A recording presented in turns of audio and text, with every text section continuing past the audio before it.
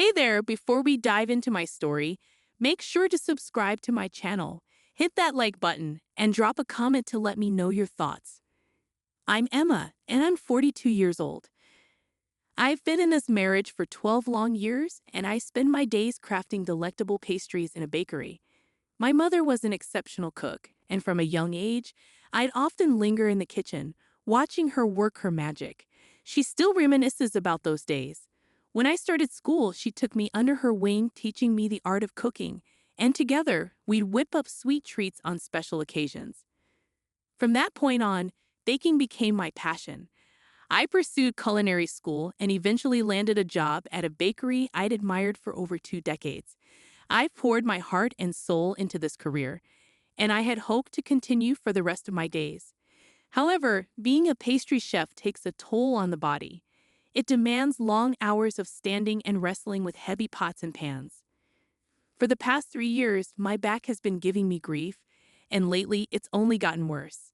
Standing has become excruciating, and there are days when I simply can't make it in. As the head pastry chef, taking a day off burdens my younger colleagues. Emma, don't push yourself. I'll handle it, they'd say. These coworkers are a godsend, quick learners who ease my load. On the flip side, there's David. He shows no empathy for my ailing back. Where's breakfast? You're making me late, he'd grumble, even on days when my back has me bedridden. He doesn't express concern or offer a helping hand. He'd even come to our bedroom, prodding me to hurry up for breakfast. Sorry, I can't get up. It hurts. Could you grab something from the store?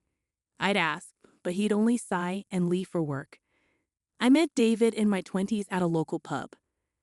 Our chance encounters grew more frequent until he became the center of my thoughts. One tipsy night, I confessed this to the bar owner, who orchestrated a meeting for us. After a few drinks, we became an item. David, 3 years my senior, works in insurance sales. Initially, he was charming and incredibly chivalrous. He'd listen to my worries without a hint of impatience. During our courtship, he was considerate, always putting me first. However, after marriage, he grew distant and cold.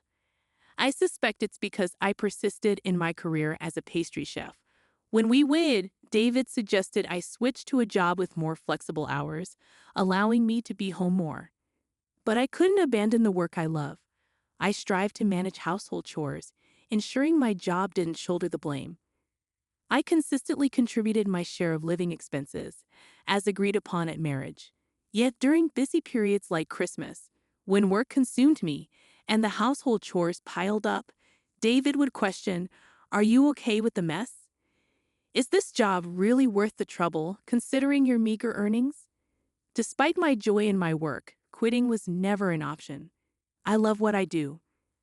I've told you this countless times. I retort, my voice resolute. I rarely challenge David, but when it comes to my career, I can't help but defend it, even though I know it strains our relationship. Since we married, he hasn't even tried the cakes I've made.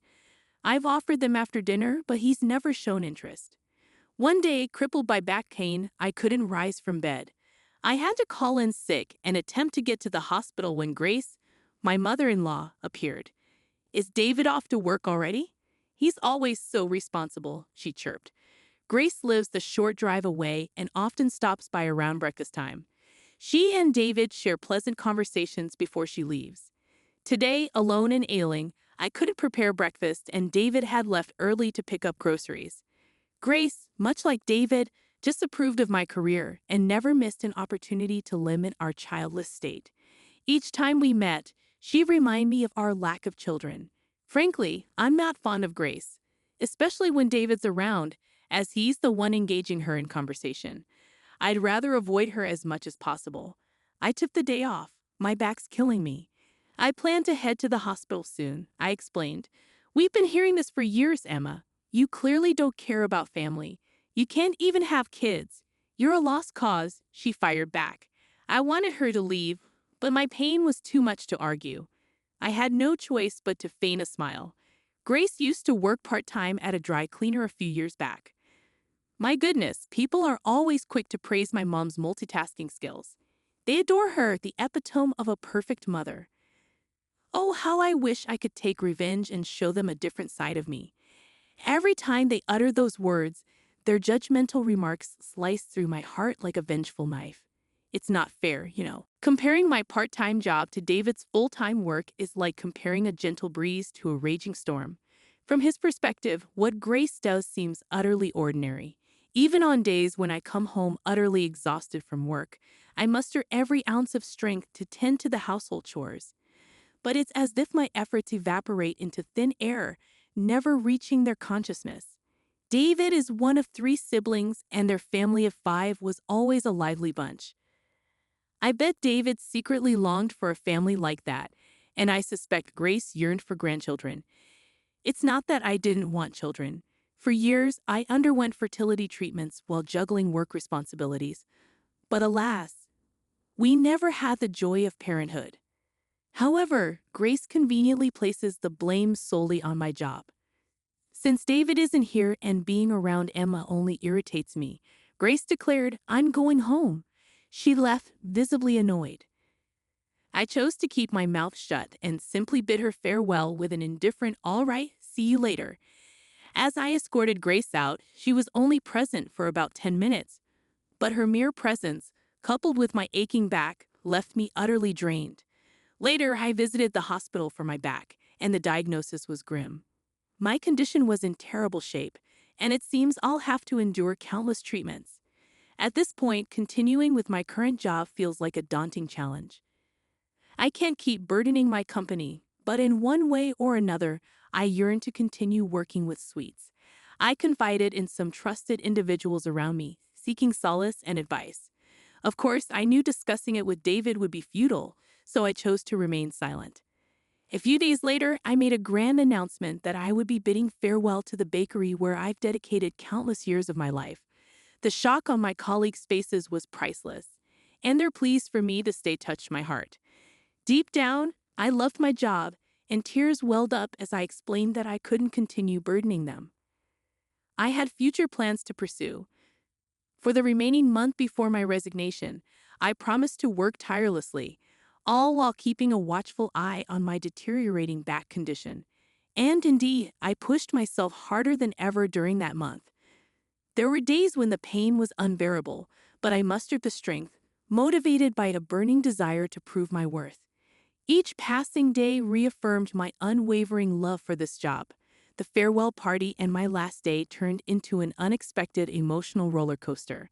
I left with a bouquet of flowers and a collection of heartfelt messages. Upon arriving home, I mustered the courage to tell David that I had quit my job. "I've quit, David," I declared. His shocked expression spoke volumes. "What? Why did you quit? And why didn't you consult me?" David had always secretly wished for my departure from this job, yet he remained indifferent. I never believed he would truly listen, even if I had consulted him. "You know my back has been in terrible shape," I explained. "Standing and working have become unbearable. You've been saying you wanted me to quit, right? For now, I plan to focus on treating my back and taking care of the house. Perhaps it's time for a change in jobs. But I never said you should quit." David's concern for our living expenses finally surfaced. "How are we going to handle our expenses?" he asked. "We have some savings, so we'll manage," I replied. "Well, if you can handle it, fine. I'm going to bed," David said, nonchalantly retreating to his slumber. Not a word of concern for my back or any acknowledgement of the years of hard work I put in. Anger surged within me. The following day was David's day off, and as I prepared breakfast, Grace barged in unannounced. "Emma, you quit your job," she exclaimed, as if David had informed her beforehand. Surprised by this revelation, I confirmed, "Yes, that's correct." And then she had the audacity to say, "So you're unemployed now? As if you weren't useless enough, now you're even more useless." The audacity. I couldn't let her insulting words slide. "I'm just focusing on my treatment for now." "Calling me useless is incredibly rude," I fired back, wondering why she had to be so cruel. Our voices escalated, and David, disturbed from his slumber, joined the commotion. "Man, it's noisy this morning." "You're jobless. Don't talk back," he interjected. Consumed by fury at David's words, I couldn't hold back. Why do I have to be spoken to like that? I'm just not working right now, I retorted. David refused to back down. The problem is that you're not working right now. Normally, you secure another job before quitting your current one, he stated, his words fueling my anger even further. Grace chimed in, blaming me for my back issues. It's your own fault your back is bad, Emma. With no income, you should leave. Just like Mom said, give us your severance pay as compensation. It became clear that talking to them was pointless. Frustrated, I made a bold declaration. Fine then, let's call it a divorce. I exclaimed, throwing the half-finished breakfast into the trash. I swiftly gathered my essential belongings and walked out of the house, paying no heed to their continued banter. Why did they have to berate me so mercilessly just because I decided to quit my job? I had given my all to both my work and my family, yet they never showed an ounce of concern when my back began to fail me. When did things go so wrong? Tears streamed down my face as I walked away, my destination far from my parents' house. In my despair, I reached out to my best friend Sofia, a former coworker, and arranged to meet. Revenge was brewing in my heart, and together we would plot our next move. I stayed at her place for a few days, apologizing for the sudden intrusion. There was no need to cry. She hadn't done anything wrong. I encouraged her to vent about David and Grace as much as she wanted. Sophia, my dear friend, comforted me that day, just as she had done in the past when we were married. We spent the afternoon chatting and sipping our drinks. What puzzled me the most during our conversation was the viciousness with which David and Grace had attacked me for quitting my job. Sophia couldn't comprehend it either. No matter how much I pondered over it, their behavior made no sense. But I knew that once the divorce was finalized, we would become strangers. So I decided to expedite the process and start anew. When I went to deliver the divorce papers to David, he annoyingly pressed, "Are you going to give me your severance pay as compensation?"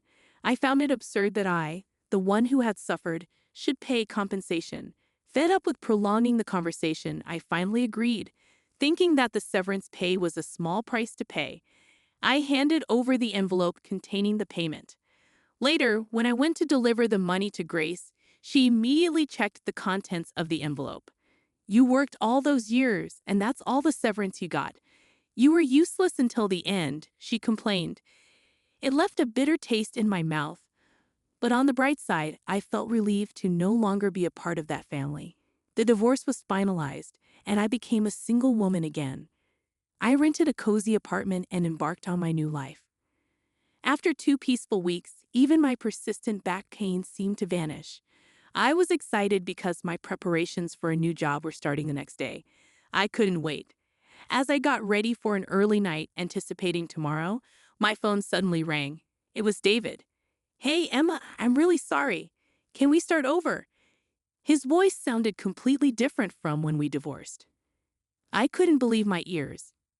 "Don't be ridiculous. There's no way we're starting over," I exclaimed, filled with vigor. Then, from the other side of the line, Grace's voice chimed in. "Say that again," she said. "Grace, I know you're listening. I have zero intention of starting over. Goodbye." I curtly ended the call. It piqued my curiosity a bit how the attitudes of these two, who had said such horrible things to me, had changed. But I had work starting the next day, so I pushed those thoughts aside and decided to get some sleep. The next day, when I arrived at my new job, to my surprise, David and Grace were there. David seemed genuinely sorry and confused about what was happening. I stood there bewildered when George, my former father-in-law, appeared. "Emma, I'm sorry you had to find out like this," he said. It turned out that George's company was opening a new bakery, and I was chosen to lead the development of the shop and its products from scratch. I had heard about this opportunity when I was contemplating the divorce. David responded, "That's why we got divorced," to which Grace gleefully added, "Divorcing unemployment, Emma was the right choice." Upon hearing this, George's face turned to a mix of surprise and anger. "You two don't know a damn thing. I've asked Emma to lead our new business venture." "What do you mean useless?" "What do you mean unemployed?" George's response clearly caught them off guard. He sent David and Grace away, and we began our meeting. Starting a store from scratch was a new and exciting experience for me. Just having this planning session got me really excited. Later, I found out from George that David and Grace had started investing a year before our divorce and had accumulated a significant debt due to their failures. I had left the money management to David, who used our living expenses for our day-to-day life, while also using his own salary for additional ventures. Grace had started working full-time later on. George returned the severance pay I had given him. I've been so busy with work that I couldn't notice what was going on. Whenever they said they needed money for living expenses, I just gave it to them without questioning. Maybe I've been too indulgent, George said, looking regretful. No, I was the same. I was so engrossed in my work that I didn't notice anything. But I'm really glad I caught on this time, I told George, grateful for his apology.